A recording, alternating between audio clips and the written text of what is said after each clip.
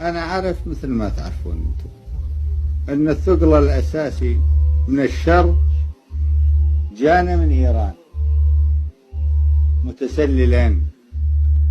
أشد خطورة من الصهيونية لأنها تدعي الصلة بالعرب وبدينهم وبتراثهم، وبستغلوا حكام طهران لما يحملونه من أحقاد التاريخ والأطماع العنصرية والغرور والتخلف وغرائز الشر كي يدفعوا بهم إلى المساهمة في تدمير الكيان العربي.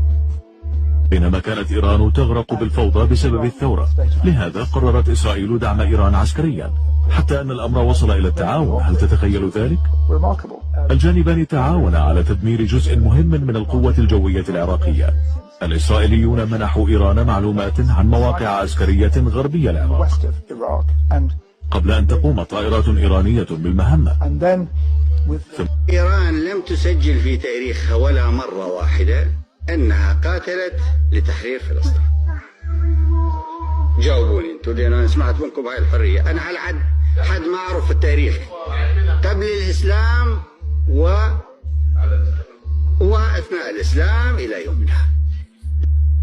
إيران تدعم الشعب الفلسطيني، إيران تقف إلى جانب الشعب الفلسطيني. رواية بتم ترديدها على مدار سنوات، بس شو مدى حقيقتها؟ يعني على سبيل المثال لو قررت أنا ألف جغرافية قطاع غزة ما قبل 7 أكتوبر وما قبل الحرب، رحت مثلا للقطاع التعليمي، راح تلاقي مدرسة الدوحة ومدرسة مكة ومدرسة الرياض ومدرسة الأمير حمد ومدرسة الأمير نايف، بس ولا يمكن تلاقي مدرسة واحدة بدعم أو بتمويل إيراني. حتى لو قررت تروح على القطاع الصحي على سبيل المثال، راح تلاقي المستشفى الإماراتي، المستشفى الأردني، المستشفى الجزائري، بس ولا يمكن تلاقي مستشفى واحدة بتمويل أو دعم إيراني. أنت حتى لو قررت تروح للأحياء السكنية على سبيل المثال، راح تلاقي الحي السعودي في مدينة رفح، راح تلاقي حي الشيخ زايد، راح تلاقي حي الإمارات، راح تلاقي الحي القطري، راح تلاقي أحياء كثير ساهمت في بنائها وفي دعمها الدول العربية، بس ولا يمكن تلاقي بيت واحد تم بناؤه بدعم وبتمويل إيراني. طب وين الإيرانيين؟ الإيرانيين اللي ما بعد 7 أكتوبر بأسبوعين فقط خرج قائد الحرس الثوري الإيراني وقال إنه هاي العملية هي ردا على وثأرا لقاسم سليماني.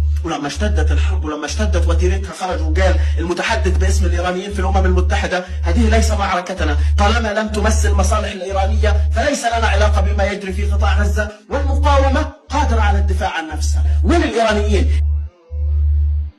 سمعتم عن صفقة السلاح بين إسرائيل وإيران. اسمعوا بقى كمان من 3 أيام ومكتوب في الصحف: تلت أكل إيران تشتريه رسمي